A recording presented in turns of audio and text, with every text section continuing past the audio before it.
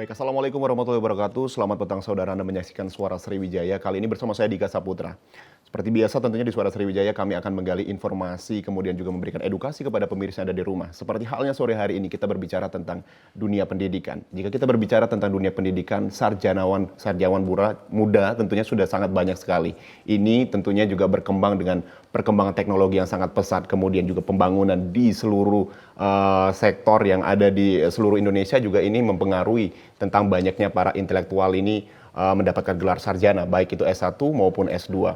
Tentu ini juga berbeda antara 50 tahun sebelumnya, di mana juga kalau kita berbicara 50 tahun sebelumnya adalah sangat susah sekali untuk mendapatkan pendidikan atau juga mengenyam pendidikan baik SMA ataupun universitas dan juga perguruan tinggi. Dan tentu ini juga berbanding terbalik. Lantas seperti apa keberpihakan kelompok terdidik ini di masa saat ini? Kita tentunya sudah hadir juga di studio TVRI Sumatera Selatan untuk membahas ini. Ada Akademisi Ilmu Pemerintahan Universitas Taman Siswa, Pak Muhammad Abduh. Selamat sore, Pak. Selamat sore. Kemudian juga ada Pak Zulkifli Sulaiman, Akademisi Ilmu Politik Universitas Sriwijaya. Selamat sore, Pak. Selamat sore, Mas. Apa kabar? Baik, Mas Dika. Alhamdulillah. Protokol kesehatan tetap kita tegakkan ya, untuk tetap menjaga kesehatan. Baik, sore hari ini kita akan berbicara tentang keberpihakan kelompok terdidik. Mungkin saya ke Pak Abduh terlebih dahulu selaku Akademisi Ilmu Pemerintahan Universitas Taman Siswa. Bagaimana Anda melihat kaum intelektual saat ini, Pak?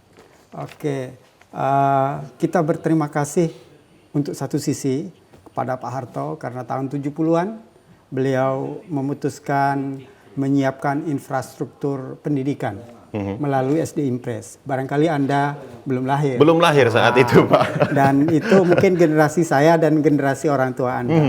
Dan perlu Anda ketahui, berkat kebijakan dan keputusan politik Pak Harto di tahun 70-an, menyiapkan infrastruktur SD Impres, itu nanti akan berakibat pada kondisi ketenaga kerjaan 25 tahun sesudahnya.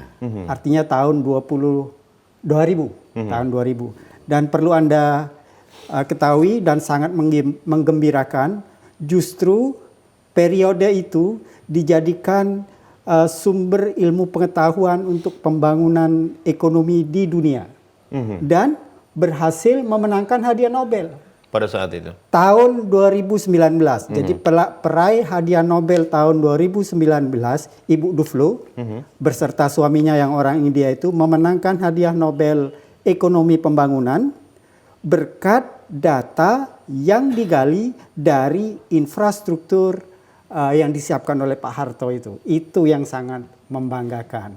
Tentu setelah bagian infrastruktur, bagian kuantitas, kita sekarang tiba pada giliran untuk memperbaiki kualitas. Disitulah bagiannya. Jadi kalau dulu itu perangkat kerasnya, sekarang perangkat lunaknya. Dan itu bisa kita pahami. Jadi nanti pendidikan itu harus kita tarik pada kehidupan bernegara. Bernegara itu berkonstitusi. Berkonstitusi itu salah satunya nanti ada dasar negara kita, Pancasila. Sila kelima, keadilan sosial. Jadi pendidikan nanti pada puncaknya untuk mempercepat tercapainya keadilan sosial. Baik. Untuk mempercepat keadilan sosial. Itu di Pancasila tidak ada kesejahteraan. Karena itu barangkali belum prioritas. Prioritaskan dulu adil, nanti akan sampai pada kesejahteraan yang lebih cepat. Jadi jangan kesejahteraan dulu. Barangkali nanti itu yang bisa kita dalami. Baik. Kemudian saya ke Pak Zulkifli Sulaiman ini, Pak. Kalau Pak Abduh tadi sepakat bahwasanya pendidikan goalsnya nanti ada di keadilan, seperti itu, Pak. Kalau Pak Zulkifli Sulaiman seperti apa melihat ini? Singgung sedikit tentang pendidikan ya. Benar yang disampaikan Pak Abduh tadi, ya. Kita harus memberi kredit poin kepada pemerintahan Orde Baru yang sudah membangun infrastruktur pendidikan. Yang manfaatnya itu dapat kita nikmati oleh bangsa Indonesia setelah tahun 2000-an ya. Tapi kalau dikaitkan dengan kualitas, ya, saya lebih mengkonkretkan kepada aspek intelektualnya. Nah, yang kita sebut dengan intelektual ini kan orang yang bebas berpikir dan bebas menyebarluaskan pikiran-pikirannya tentang masyarakat, ya, tentang masyarakat yang baik. Nah, sayangnya pemerintah Orde Baru nggak ada itu, ya. Pemerintahan Orde Baru cuma mengatakan sekolah, bekerja, tapi jangan ngomong-ngomong. Cukup kami aja yang memikirkan itu. Nah, sayangnya di situ pemerintah Orde Baru lalai gitu ya. Dan itu akibatnya pun juga kita rasakan sekarang ini. Apa yang dirasakan akibatnya? Yang dirasakan adalah kualitas lulusan pendidikan kita. Bagaimana Pak Abdul melihat kualitas pendidikan saat ini? Kualitas pendidikan kita kalau dilihat dari segi kepedulian, ya, kita kurang memikirkan, melahirkan pemikiran-pemikiran yang berkualitas tentang bagaimana masyarakat kita yang lebih baik begitu ya. Kita tahu memang banyak sarjana, banyak S2, banyak S3, bahkan banyak lulusan perguruan tinggi. Tapi mereka kan kurang berpikir tentang bagaimana mengembangkan pemikiran-pemikiran yang lebih baik tentang masyarakat. Nah, itu yang disebut dengan intelektual itu kan.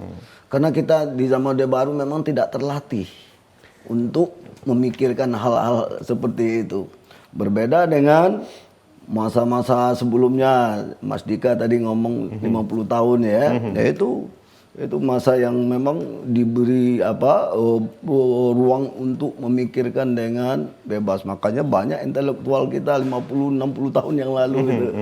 Nah, di zaman sekarang itu kurang ya. Jadi kita lebih Orde Baru kalau di Pancasila itu kan fokus kepada persatuan, ya kan? Belum kepada keadilan. Pokoknya bersatu dulu, gitu kan? Nah, itulah yang kita ini sekarang kita rasakan sekarang Dan ini. itu adalah rasa yang kita dapatkan setelah mungkin beberapa tahun yang lalu sistem pendidikan yang dilakukan oleh Orde Baru seperti itu. Kita melihat kualitasnya saat ini tercipta. Iya. Menurut Pak Zul seperti itu. Iya. Jadi karena tidak diberi ruang untuk berpikir, melahirkan pemikiran-pemikiran termasuk yang kritis, ya, termasuk yang kritis itu di garis bawah ya, terhadap pelaksanaan pembangunan, ya, termasuk yang strategis ke depan itu tidak ada ruang dulu tuh, di zaman Orde Baru. Bagaimana? Nah itu sampai sekarang itu kita merasa asing kalau ada orang berpikir tentang kritis masyarakat gitu ya, begitu betul. ya. Betul. Nah kira-kira itu Mas Dika. Oke. Bagaimana Pak Abdul menanggapi ini? Oke. Tentunya ini sangat menarik sekali nih untuk Jadi kita saya bahas akan gitu ya. melanjutkan. Disitulah ruang untuk membenahi. Nah, jadi sekarang sudah harus mulai disadari bahwa dalam belajar itu untuk meningkatkan kualitas, maka kuncinya satu, harus disadari. Jangan sampai hanya jadi konsumen ilmu. Tetapi harus digeser jadi produsen ilmu. Tapi Pak Abdul sepakat dengan pernyataan dari Iya, Pak Zul tadi jadi bahwasannya makanya itu- kualitas saat ini kurang gitu ya. Nah, makanya itulah ruang untuk pembenahan, dibenahi. Jadi dibenahi nanti harus dimulai dari asumsi bahwa dalam menuntut ilmu jangan sampai lupa bahwa jangan hanya jadi konsumen, tetapi harus digeser jadi produsen. Kalau sudah terbiasa jadi produsen ilmu, maka akan sampai pada kondisi yang harus disadari pula ini, bahwa seorang ilmuwan itu harus berdaulat, mandiri, objektif, dan jangan noleh pada kekuasaan. Nah, itu yang utama. Sekarang semua orang yang lulus nanti jadi penghamba pada kekuasaan. Kalau dalam bahasa keilmuan Hindu itu adalah masih level sudra. Sudra. Keduniawian kalau dalam bahasa agama Islam. Padahal harusnya digeser, harus jadi brahmana. Jadi ilmuwan yang produktif, jadi produsen, berdaulat, dia akan jadi ilmuwan yang brahmana. Ketika dia menjadi brahmana, dia nggak takut sama apa-apa, nggak takut kehilangan keduniawian, tidak takut kehilangan kesempatan berkuasa, nggak takut. Jadi dia objektif, jadi lilin penerang. Kapan itu? Kalau dia sudah berdaulat. Kapan itu? Kalau dia sudah jadi produsen. Jadi ilmu ilmu yang datang dari barat, boleh itu untuk pertimbangan. Tetapi jangan hanya jadi konsumen. Yang nggak pas, nggak sesuai dengan budaya, buang, ganti dengan budaya kita. Kalau Pak Abdul melihatnya saat ini seperti apa para ilmuwan kita? Masih jadi konsumen. Seperti halnya kita pakai HP masih jadi konsumen. Aplikasinya masih jadi konsumen. Nah, itu harus digeser dan itu logis. Karena kan kalau dihitung, ya kan kita baru melangkah dari kondisi membangun infrastruktur perangkat keras. Memang belum dalam bahasa Pak Zul tadi itu kualitasnya belum diperhatikan. Barangkali itulah prioritasnya. Jadi nanti begitu dia sudah berdaulat jadi ilmuwan berkualitas, maka dia akan mampu memilah dan memilih. Apa yang dipilih? Siapa yang mau dibela? Itu yang utama. Harusnya siapa yang harus dibela? Nah, jadi kalau siapa yang dibela sama dengan pembelaan negara. Jadi kalau orang di ruang ini nggak perlu dibela oleh negara. Kenapa? Karena sudah mampu membela dirinya. Oke. Nah, kalau kayak gini nggak perlu dibela negara, nggak mampu. Betul. Nah, jadi yang dibela orang yang terbelakang, orang yang masih rentan. Siapa yang rentan? Mulai dari bayi dalam kandungan, anak-anak karena kesehatannya rentan, dan manula, dan orang yang belum mempunyai kesempatan memperoleh pendidikan yang bagus, itu yang dibela. Baik. Kalau udah kayak gini nggak perlu dibela. Jadi karena apa? Karena duit pemerintah, duit negara itu nggak cukup. Maka kaum intelektual tadi menyusun prioritas. Siapa yang harus dibantu duluan. Betul. Makanya dia harus independen, harus berdaulat. Bukan rame-rame mendekati penguasa dan menggerogoti. Nah, itu. Mendekati penguasa dan menggerogoti. Bagaimana? Menggerogoti apa? Pak ini banyak yang jadi menggerogoti. Silakan diteruskan. Oke. Baik ke Pak Zul. Seperti apa, Pak? Ini garis bawahnya adalah mendekati penguasa dan menggerogoti. Apakah memang seperti itu cerminan ilmuwan saat ini, menurut Anda? Iya, ada kata-kata kritik yang memang ya saya setuju gitu ya, menghamba terhadap kekuatan sebagian ya. Nah, tapi saya pakai istilah kualitas sajalah gitu ya. Nah, ini saya kira yang disampaikan Pak Abdul itu benar, tapi itu pekerjaan berat ya.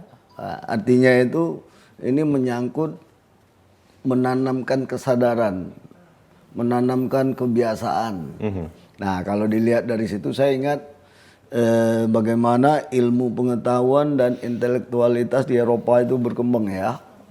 Kita singkat saja lah. Kalau di yang dimaksudkan itu adalah masa pencerahan atau enlightenment itu ya. Itu di Eropa itu berkembang sejak tahun 1650 sampai 1800. Jadi 150 tahun. 150 tahun untuk mencerahkan seperti itu. Baru tumbuh tradisi yang disebut oleh Pak Abdul tadi produsen ilmu. Ya. 50 tahun, bayangkan Mas Dika. Ya, mereka itu sedikit demi sedikit mereka bangun sistem infrastruktur, sistem pendidikan ya. Kemudian diberi kesempatan oleh sistem politik yang ada gitu ya. Nah, tumbuh dengan subur tradisi keilmuan itu ya. Intelektual berkembang ya. Nah, hasilnya itu seperti di Eropa sekarang. Nah, jadi anggap aja kita diinterupsi oleh zaman Orde Baru. Ya, Orde Lama itu lebih kurang 5 tahun, Orde Baru 32 tahun, jadi 37 tahun diinterupsi. Ya. Nah, sekarang zaman reformasi 2022, 24 tahun baru. Jadi memang seperti kata Pak Abdul tadi ya, ini baru mulai. Nah, baru mulai. Nah, ya. Selanjutnya apa nanti yang akan kita bahas tentunya ya, ini Pak Zul kemudian Pak Abdul. Seperti apa kita juga akan membahas, dan juga mungkin pemirsa di rumah penasaran, jadi tetaplah bersama kami di Suara Sriwijaya.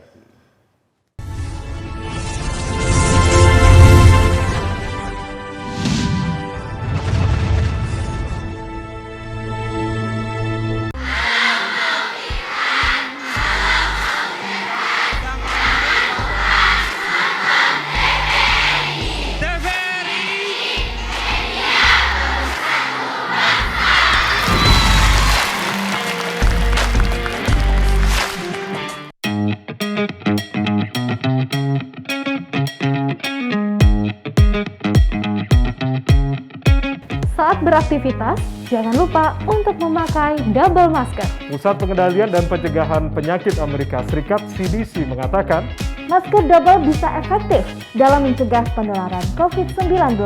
Masuknya berbagai varian baru menuntut kita untuk lebih ketat memproteksi diri. Tapi, memakai masker double penggunaannya juga harus tepat. Ini dia panduannya.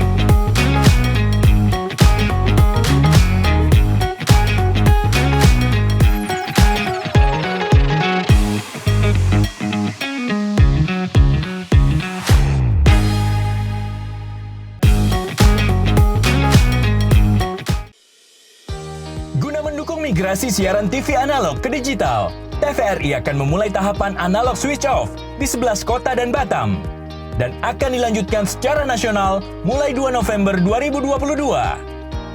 Siaran TVRI sudah dapat ditonton melalui TV digital. Terdiri dari 4 kanal digital. Kanal 1 TVRI Nasional, Kanal 2 TVRI Daerah, Kanal 3 Budaya, dan Kanal 4 Olahraga. Siaran TV digital dapat dinikmati dari televisi yang telah dilengkapi perangkat digital atau dengan televisi lama menggunakan set-top box. Siaran TV digital memberikan kualitas gambar yang bersih, suara jernih, dan beragam konten secara gratis. Yuk beralih ke digital. TV digital bersih, jernih, canggih.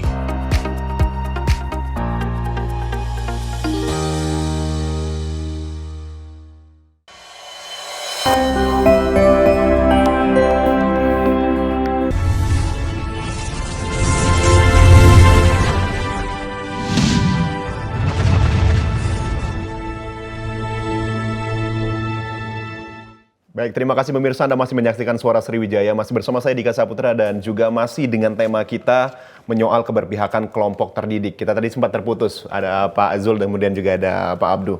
Masalah pendidikan di Indonesia seperti itu. Kemudian juga intelektual di Indonesia juga seperti itu.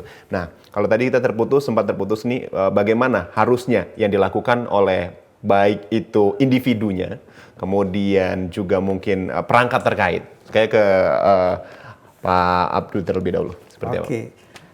Jangan lupa bahwa pendekatan ini harus pendekatan produsen ilmu agar dia mampu berdaulat. Kemudian nanti dia mampu memilah, ya, memilah apa yang perlu didulukan, siapa yang mau dibela. Inilah fungsi ilmuwan, melayani. Itu jangan lupa, melayani.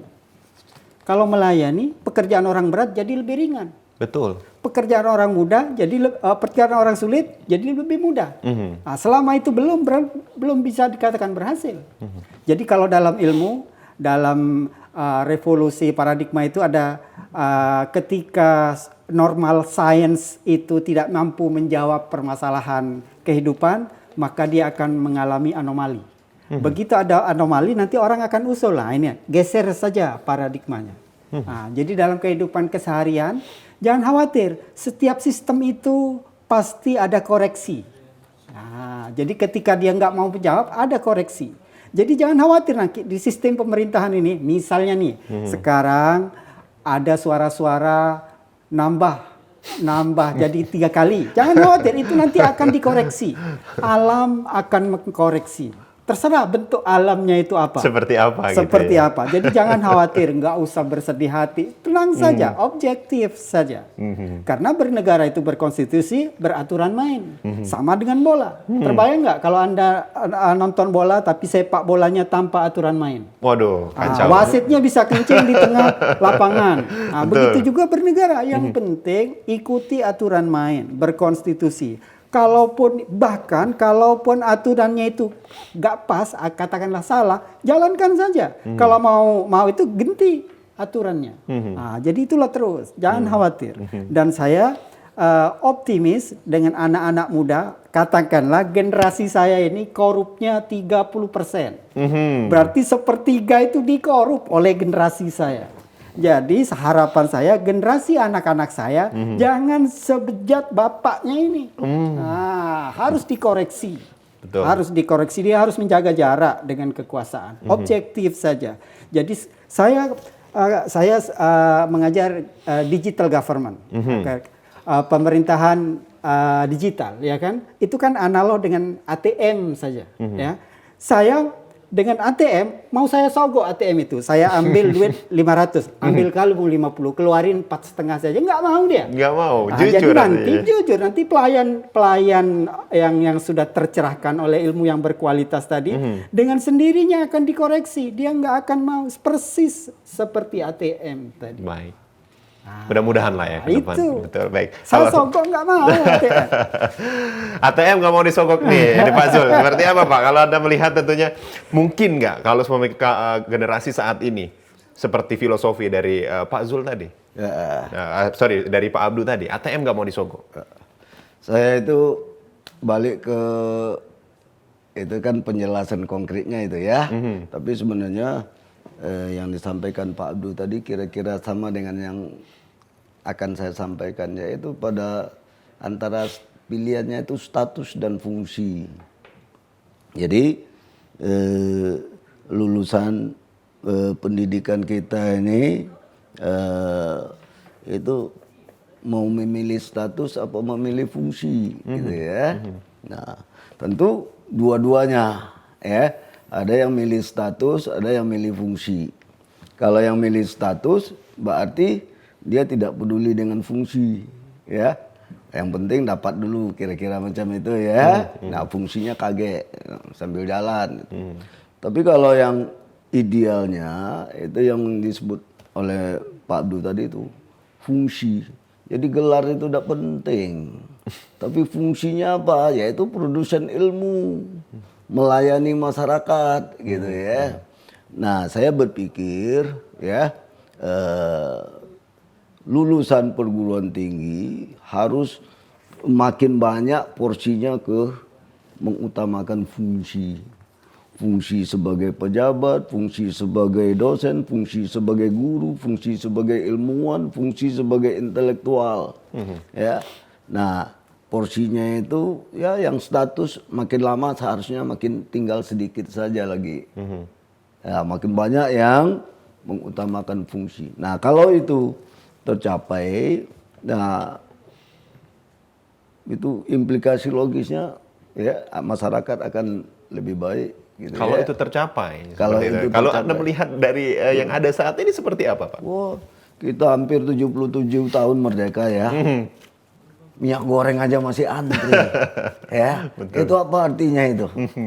Ya kan? Nah, apa kerjaan orang-orang yang terkait dengan urusan itu ya? Dia mengutamakan status apa fungsi, kira-kira gitu. Ini bahasa sosiologisnya gitu ya. Nah, ini mau lebaran ini, kita nggak tahu lagi. Mungkin sebentar lagi harga daging juga naik, harga telur juga naik gitu ya. Nah, kalau itu yang terjadi ya celakalah masyarakat rakyat kita ya. Ya, itu kalau Pak Abdu ngomong itu konsumen ilmu, kalau saya ngomong itu status. Kalau Pak Abdu ngomong produsen ilmu, kalau saya ngomong fungsi. Fungsi dan juga status seperti fungsi, itu. ya, fungsi sebagai warga negara juga begitu ya. Nah itu Mas Dika. Baik. Jadi harus menjalankan fungsi sebagai warga negara, kemudian juga harus menjalankan fungsi sebagai produsen ilmu juga seperti itu. Nah harapannya Pak, ke Pak Abdul terlebih dahulu ini, seperti apa Pak? Mungkin ke depan yang harus dilakukan oleh pihak-pihak terkait, baik itu pihak terkait maupun individu sendiri. Kalau tadi kita sudah berbicara kesadaran diri seperti itu, seperti apa Pak? Oke, jadi harus pintar berdialektika. Nah, jadi pintar berdialektika itu apapun kondisi di luar diambil sisi positifnya. Ketika COVID muncul, itu adalah sama dengan rem penggunaan energi fosil. Sudah berapa lama tuh? Sudah berapa banyak minyak yang tak terpakai? Gara-gara orang nggak mau pakai mobil, nggak mau keluar.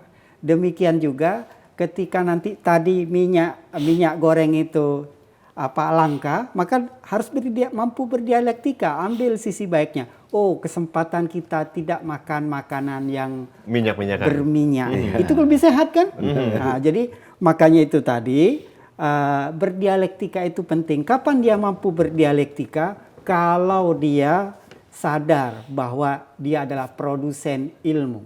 Jadi apapun bisa jadi sumber ilmu. Kenapa? Karena dia berdaulat. Kenapa dia berdaulat? Dia tidak tergantung pada siapapun, hanya bergantung kepada Tuhan. Jadi dia tidak khawatir apa nanti oleh atasan, karena gaji bukan dari atasan. Jadi kalau dalam suatu lembaga dinas misalnya tidak ada atasan. Tapi kondisi saat ini banyak yang khawatir ini, Pak. Itu dia. Di mana kalau gitu letak pendakwa? Kalau masih takut pada selain Tuhan. Betul. Jadi dianggapnya duit itu dari atasan. Padahal kalau di suatu dinas, siapa atasannya? Undang-undang. Yang lain-lain itu menjalankan fungsi, kata Pak Zul. Ada yang berfungsi sebagai mata, ada yang berfungsi sebagai hidung, ada yang berfungsi sebagai tangan. Masing-masing kan cuma fungsi-fungsi. Betul. Ya kan, masing-masing digaji oleh rakyat. Jadi dia itu adalah karyawan rakyat supaya dia melayani. Nah, sekarang orang kan masih mengedepankan status tadi, mobilnya plat merah misalnya.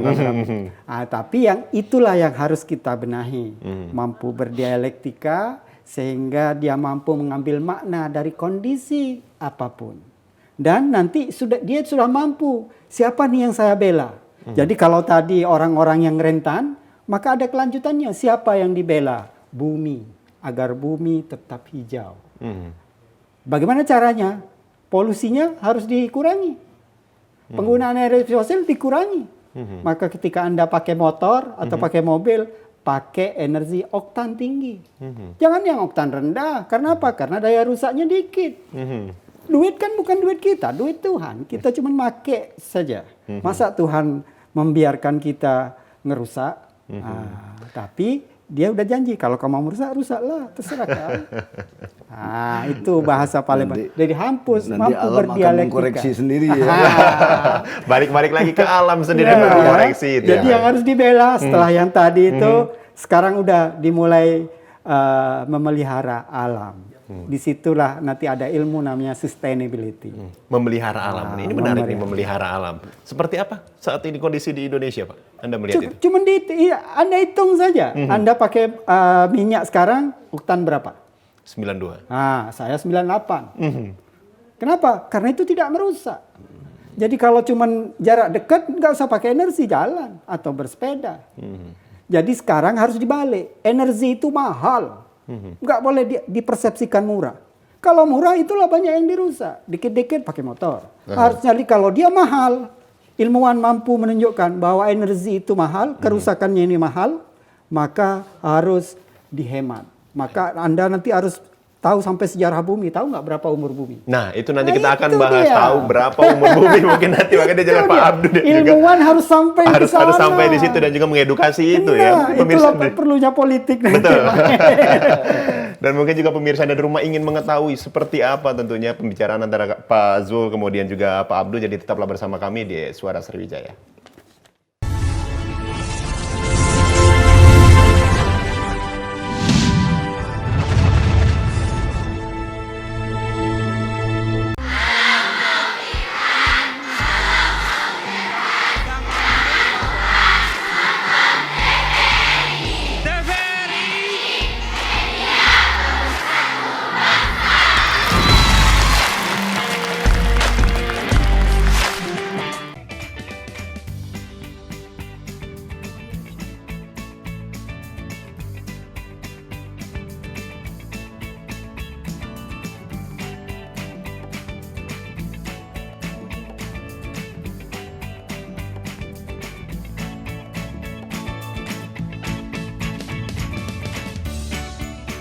Gimana?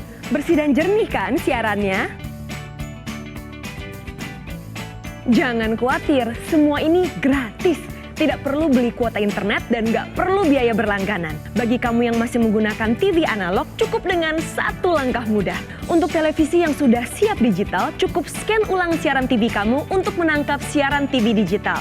Banyak pilihan programnya, bersih gambarnya, jernih suaranya, dan canggih teknologinya. Ayo, kita beralih ke siaran televisi digital.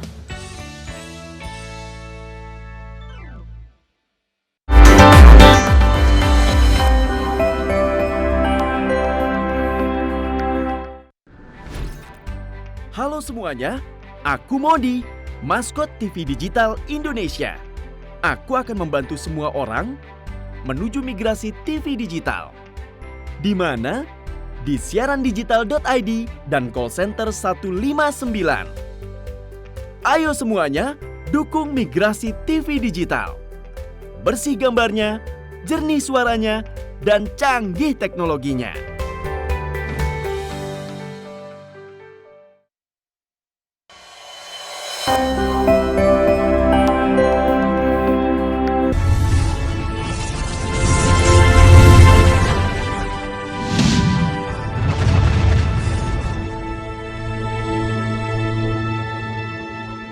Anda masih menyaksikan Suara Sriwijaya, masih bersama saya Dika Saputra, masih juga dengan tema kami menyoal keberpihakan kelompok terdidik. Untuk Anda juga yang ingin bergabung bersama kami di 0711 311 454 atau juga melalui telepon interaktif kami di 0813 7981 0716. Silakan, atau juga di layar kaca seperti saat ini. Baik, kita tadi sempat terputus. Pak Abdu, umur bumi. Nanti ini juga menyoalnya adalah politik energi seperti itu yang kita bahas sebelumnya. Bagaimana, Pak? Coba mungkin bisa dihitung secara ini itu sudah saya hitung. Jadi sejauh ini dengan ilmu dan teknologi mungkin kamera sekarang, bisa didekatkan. Ilmu dan teknologi sekarang itu menghitung umur bumi itu adalah 5 miliar tahun. Jadi Tuhan menyiapkan bumi ini 5 miliar tahun. Baik. Berapa nolnya itu? 9. 9. Nah, hibrida baru, Nabi Adam, itu baru 8.000 tahun. Baru kan? Dibanding 5 miliar dengan 8.000. Nah, jadi Tuhan menyiapkan supaya bumi ini tetap hijau, oksigennya bagus untuk hidup, 5 miliar. Nanti kita lihat kapan dia rusak. Jadi Nabi Adam 8.000 tahun yang lalu baru. Nabi Isa yang kita pakai tahunnya 2022 tahun yang lalu. Nabi Muhammad, Nabi orang Islam itu baru 1400-an baru. Oke. Dan kapan mulai bumi mulai rusak? Ketika penggunaan energi fosil. Ada revolusi industri 300 tahun. Baru rusaknya 300 tahun itu udah mulai merusak.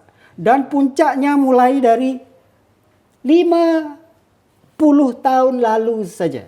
Mungkin nanti Bapak Anda tanya, jadi kapan bulan yang termasuk bulan penghujan dan musim kemarau? Sekarang nggak bisa lagi. Nggak bisa diprediksi. Nggak bisa diprediksi lagi. Andilnya dari mana? Dari penggunaan energi fosil. Nah, oleh industri dan seterusnya. Maka nanti kita harus sadar kalau tadi ilmuwan itu mampu memilah untuk membela siapa. Kalau dulu satuannya orang, kelompok, misalnya anak bayi, anak-anak, balita, perempuan, itu kan yang dibela. Sekarang udah nambah. Bumi. Merawat bumi. Itu yang harus dibela. Maka nanti ekspresi kesehariannya jangan gunakan energi yang oktannya rendah. Nah, jadi kalau masih deket, nggak usah pakai energi fosil, jalan kaki atau naik sepeda.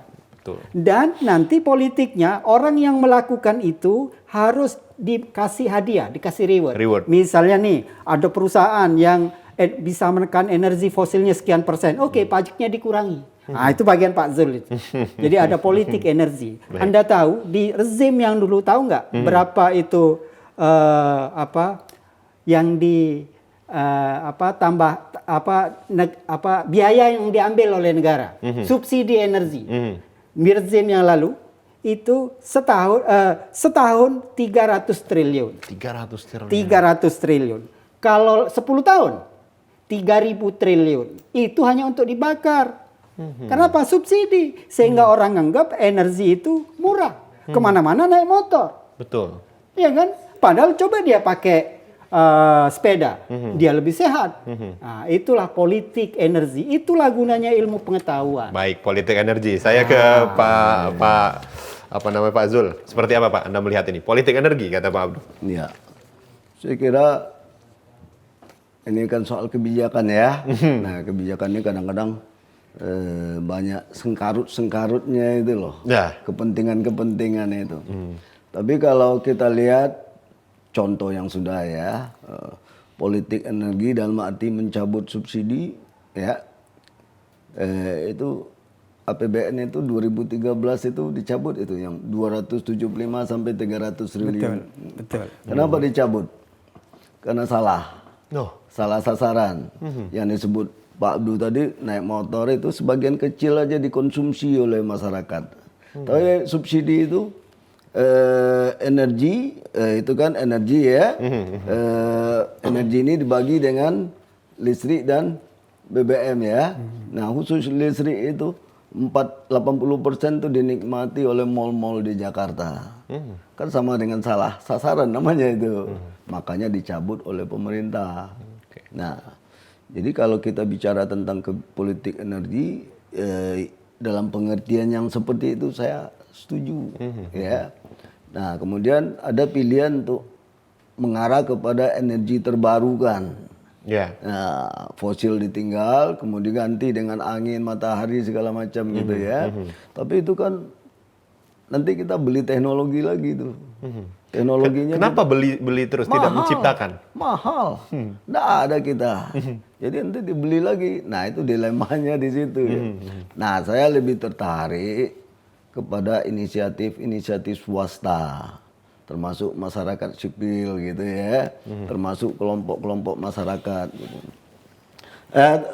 Mungkin juga kebijakan dari pemerintah, tapi dalam skala yang kecil. Kita mulai dari yang kecil gitu ya. Kalau skala tingkat nasional mungkin banyak benturan kepentingannya. Saya sebut contoh, Mas Dika ya, di salah satu perguruan tinggi di terkenal di Indonesia ini, surat menyurat aja, ya surat menyurat itu amplopnya itu tidak boleh diketik, tidak boleh distempel, tapi dikosongkan aja putih bersih, suratnya di situ. Nah, misalnya dari fakultas A mau ngirim ke rektor, nah dimasukkan surat dalam amplop putih itu, diantar, nanti amplopnya diambil lagi, diambil lagi. Artinya bisa digunakan lagi sebenarnya. Digunakan lagi untuk mengirim surat ke fakultas yang lain sampai berkali-kali. Nah, coba kalau itu dilakukan oleh satu orang, satu unit kegiatan aja itu dalam sehari itu dalam 10 kali misalnya ya.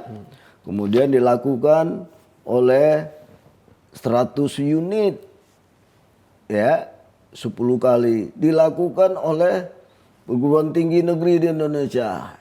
Itu berapa kertas yang bisa diselamatkan dan berapa pohon di hutan yang bisa diselamatkan ya. Betul. Balik lagi kita berbicara juga tentang masalah dunia pendidikan di Indonesia. Kalau kita berbicara tadi masalah pohon, mencintai bumi dan lain sebagainya. Mungkin sebenarnya ini sudah bisa diajarkan sejak bangku sekolah seperti itu, baik itu SD dan lain sebagainya. Kalau kita berbicara penanaman infrastruktur sekolah selama 50 tahun, mungkin di tahun berikutnya atau juga tahun-tahun yang akan datang seperti apa Pak kita seharusnya?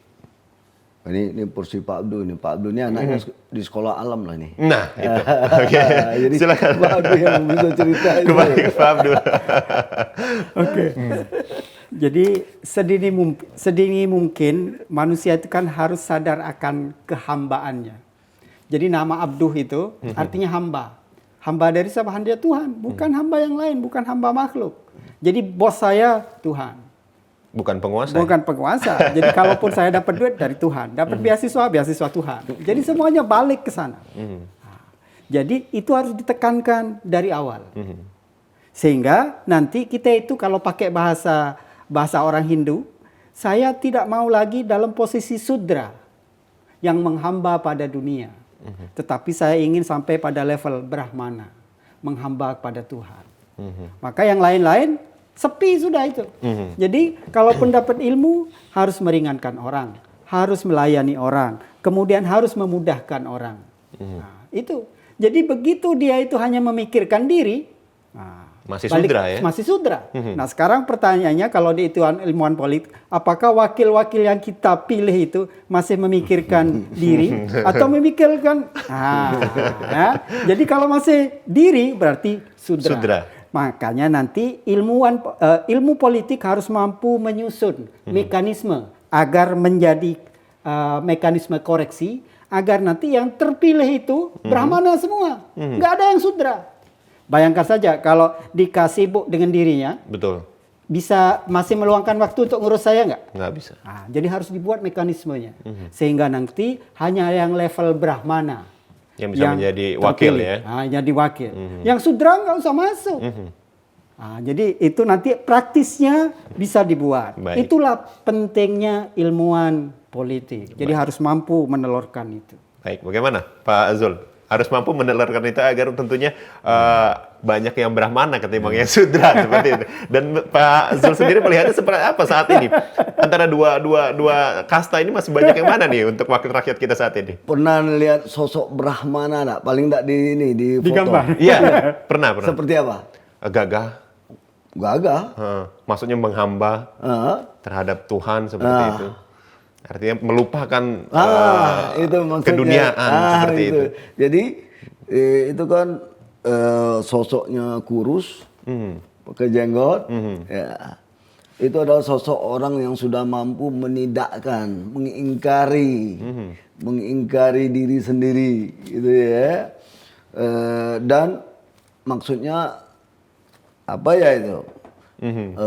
Bersikap asketis, ya. Bersikap asketis itu seperti yang dikatakan Pak Du tadi itu, ya.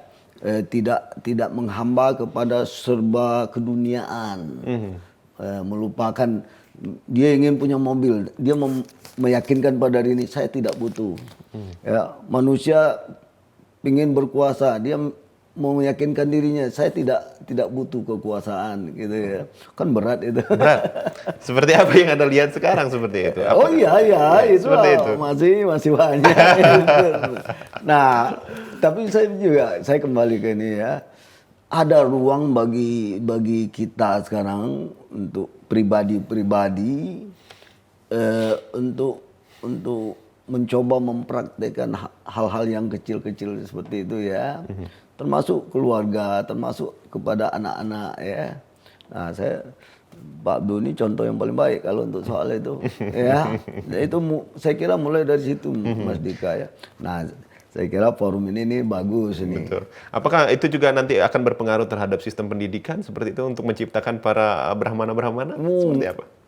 Harusnya. Ya enggak lah, kalau pendidikan kan lewat kebijakan, lewat wakil rakyat itu. Nah, abaikan itu dulu. Ya, ada ruang bagi kita untuk mengambil inisiatif dari masyarakat sipil gitu ya. Baik. Dari kekuatan-kekuatan dalam masyarakat. Kita lihat banyak kelompok-kelompok komunitas cinta buku sekarang ya mulai berkembang kan. Saya kira itu yang perlu dihidupkan terus begitu ya. Kemudian ada kegiatan-kegiatan literasi anak. Saya kira itu juga perlu didorong, ditumbuhkan gitu ya. Saya kira artinya masih berkaitan dengan kesadaran diri sendiri seperti itu. Benar. Belum kita masuk ke tahap bagaimana pemerintah harusnya seperti itu. Nah, kita juga akan bahas ini bagaimana nanti menarik atau enggaknya ini seperti itu Pak Abdu, kemudian Pak Zul dan juga pemirsa di rumah. Jadi tetaplah bersama kami di Suara Sriwijaya.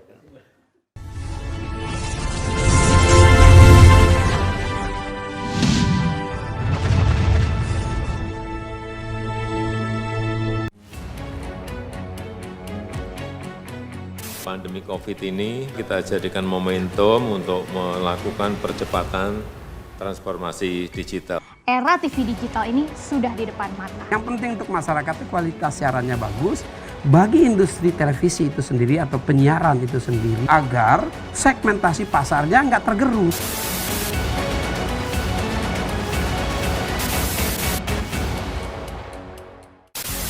Sejarah panjang dunia penyiaran diawali dengan hal yang sederhana, yaitu informasi. Semula informasi tersampaikan hanya didengar. Seiring waktu perkembangannya, informasi tidak hanya dapat didengar, melainkan dapat dilihat asal kejadian informasi itu melalui pesawat televisi. pada tahun 1925, berdirilah Radio Batavia bentukan Hindia Belanda dalam menguasai informasi dan menjadi alat propaganda pada masa penjajahan di Indonesia. Melalui siaran yang terjadi pada tahun 1933, dipelopori oleh KGPAA Mangkunegoro ke-7 dengan mendirikan Solos Radio Vereniging atau SRV di Solo, dan di Yogyakarta berdiri Radio Mafro. Siaran SRV untuk melawan siaran hiburan budaya barat dengan siaran kebudayaan asal Jawa Indonesia yang siarannya sampai seluruh Hindia Belanda. Dan sejak tahun itulah menjadi tonggak sejarah penetapan Hari Penyiaran Nasional. Pada tahun 1945, lahirlah Radio Republik Indonesia, dan di mana teks proklamasi tersiarkan ke pelosok negeri yang menyatakan Indonesia merdeka.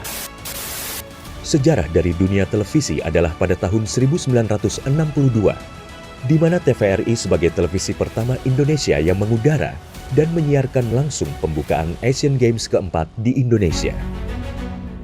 Hingga saat ini, Hari Siaran Nasional telah menginjak masa 88 tahun sebagai saksi dunia penyiaran Indonesia.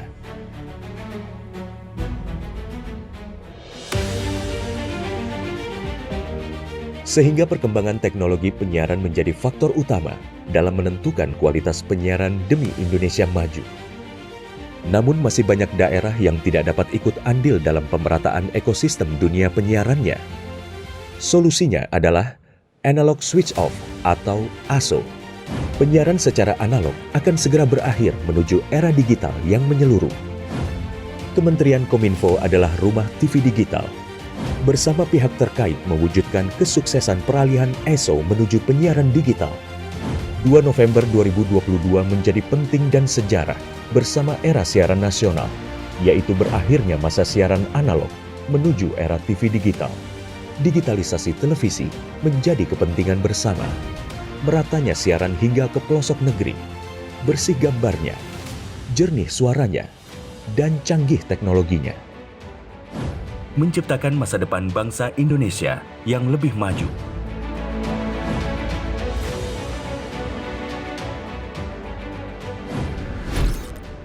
Halo semuanya, aku Modi, maskot TV Digital Indonesia.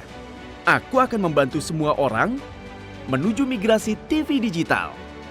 Di mana? Di siarandigital.id dan call center 159. Ayo semuanya, dukung migrasi TV digital. Bersih gambarnya, jernih suaranya, dan canggih teknologinya.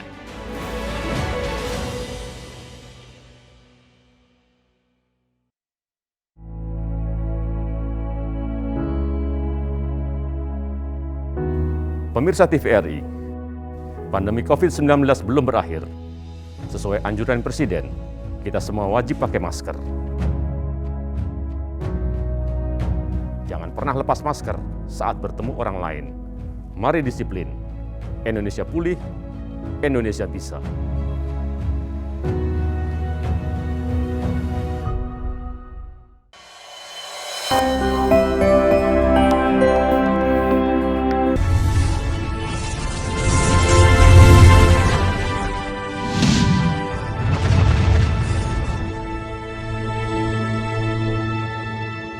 Terima kasih pemirsa, Anda masih menyaksikan Suara Sriwijaya, masih bersama saya Dika Saputra. Di Suara Sriwijaya kita akan masih membahas juga tentang menyoal keberpihakan kelompok terdidik, dan tadi sempat terputus Pak Zul kemudian juga Pak Abdu.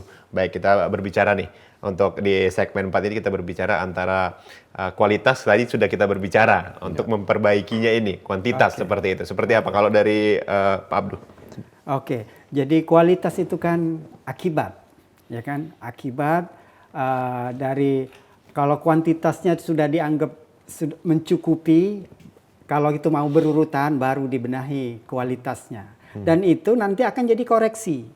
Jadi puncak dari ilmu itu adalah kesadaran diri. Kesadaran diri bahwa dia sebagai hamba Tuhan. Bahwa dia di sini untuk mengelola bumi. Nah, itulah puncaknya. Puncak dari keberhasilan pendidikan. Jadi dimulai setelah dia sadar, maka dia akan berperilaku berfungsi sebagai hamba tadi. Jadi tidak ada hamba siapa kecuali hamba Tuhan. Maka semua ilmu dipakai untuk ke sana. Jadi kalau masih sanggup merebus, tidak usah goreng. Karena itulah yang memelihara bumi. Jadi setiap detik itu pilihan. Pilihan tanpa ilmu nggak bisa milih. Nah, jadi begitu ada ikan, daging, ikan. Karena apa? Karena lebih bermanfaat. Kalau tidak ada ikan, ayam misalnya. Atau sebelum ada ikan, kedelai misalnya. Jadi pilihan-pilihan itu perlu ilmu. Disitulah pentingnya ilmu dari kecil. Orang diminta memperluas pengetahuannya. Bukan ilmu, pengetahuannya saja. Nah, jadi ibarat HP itu dia mengumpulkan data saja. Ketika perlu ditarik kembali memorinya kan. Nah, jadi ketika dia jadi ilmu pengetahuan, fungsi mengembangkan pengetahuan tadi.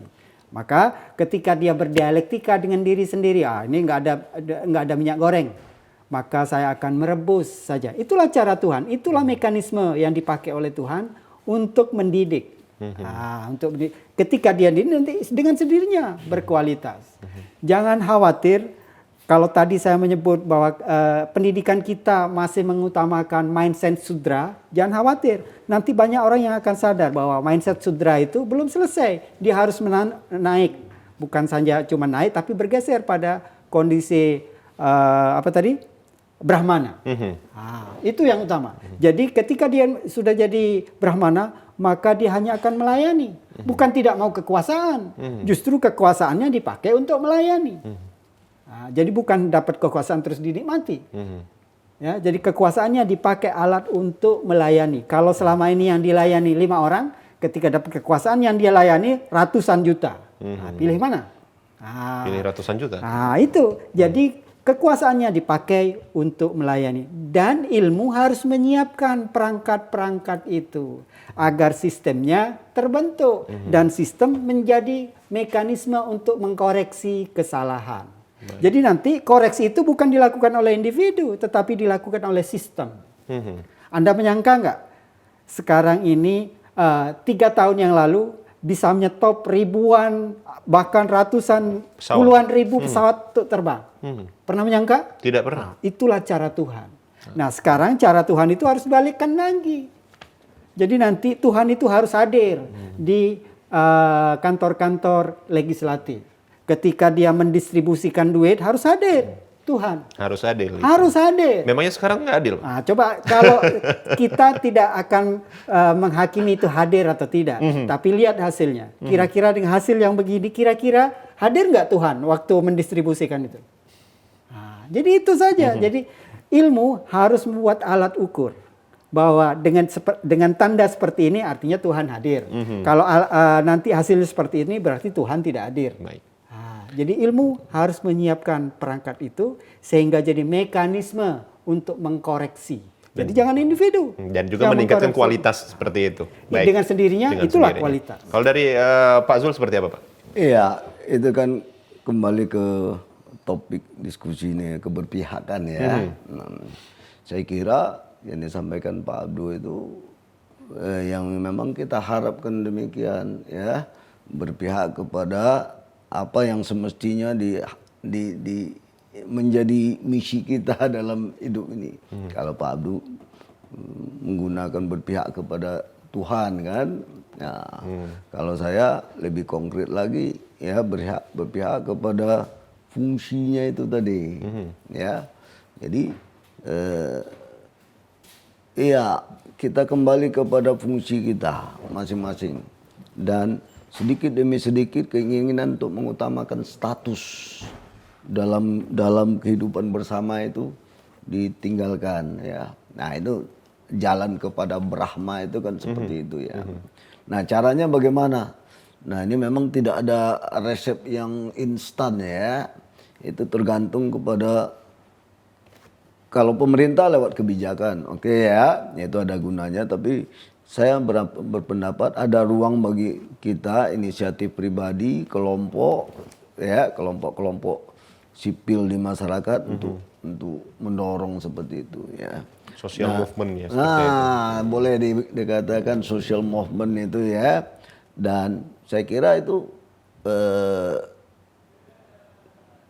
harus itu didorong yang seperti itu. Nah, misalnya itu begini ya, memakai masker ya udah 2 tahun. Pada mulanya melalui kebijakan dipaksa oleh pemerintah. Baik. Kita menolak, tapi lama-lama kita terbiasa. Nah, setelah 2 tahun kita merasa kalau nggak pakai masker rasanya canggung gitu kan. Nah, itu manfaat kebijakan. Tapi kebijakan itu harus dilengkapi dengan kesadaran diri itu tadi. Ya, bahwa itu memang bermanfaat bagi kita dan bagi orang lain gitu kan. Betul. Nah, sekarang kan itu manfaat pakai masker kan begitu. Ya kan? Nah, juga untuk hal-hal yang lain termasuk dalam menjalani pendidikan ini. Intinya apa ujung-ujungnya kan untuk kebaikan masyarakat itu. Betul. Nah, saya berpendapat mulailah dari yang sederhana ya, meningkatkan minat baca untuk anak-anak. Kalau kami ya yang sudah mulai berumur ini kan cuma tidak akan melihat hasilnya nanti. Tapi kalau yang disampaikan Pak Abdu dan yang saya sampaikan itu akan dinikmati oleh generasi-generasi berikutnya gitu. Nah, saya mencontohkan satu saja ya. Saya menginginkan anggota masyarakat ini menjadi manusia-manusia pembelajar. Jadi mahasiswa pembelajar, jadi guru pembelajar, jadi dosen pembelajar, jadi pejabat pembelajar gitu. Yaitu orang-orang yang terus berpikir gitu ya, bagaimana meningkatkan kualitas pribadinya. Nah, konkretnya macam ini. Kita melihat bekerja itu untuk apa? Bekerja untuk bekerja atau bekerja untuk berkarya? Nah, gitu kan? Nah, idealnya kan bekerja untuk berkarya. Betul. Nah, bukan untuk bekerja kan sekedar menerima upah aja ya kan. Nggak ada karya di dalam. Nggak ada karya. Kita berkarya. Kalau berkarya itu kita ingin menghasilkan yang terbaik kan. Betul. Atau sikap terhadap waktu misalnya ya. Kita mau melihat masa lalu atau masa sekarang atau masa depan gitu ya. Nah, saya senang dengan pernyataan menteri kita. Menteri Nadiem Makarim, katanya saya nggak ngerti masa lalu Indonesia, tapi saya mengerti masa depan Indonesia. Nah, coba kita cerna itu ya. Orang marah itu. Betul. Oh ini Nadiem ini nggak ngerti sejarah gitu ya. Sejarah itu penting, tapi maksud dia kita arahkan ke masa depan ya. Baik, sekali lagi terima kasih tentunya untuk Pak Abdu, kemudian juga Pak Zul sudah bergabung. Mudah-mudahan kualitas pendidikan kita makin baik dan juga kaum-kaum intelektualitas kita juga makin mempunyai intelektual yang bisa seperti kata Pak Abdu tadi bisa berguna untuk masyarakat dan juga berperan penting untuk masyarakat seperti itu. Baik, sekali lagi terima kasih sudah hadir di studio TVRI Sumatera Selatan, Pak Abdu kemudian juga Pak Zul dan juga pemirsa di rumah terima kasih tentunya sudah bergabung bersama kami selama 60 menit ke belakang. Akhirnya saya Dika Saputra mewakili seluruh kerabat kerja bertugas pamit undur diri. Wassalamualaikum warahmatullahi wabarakatuh dan sampai jumpa.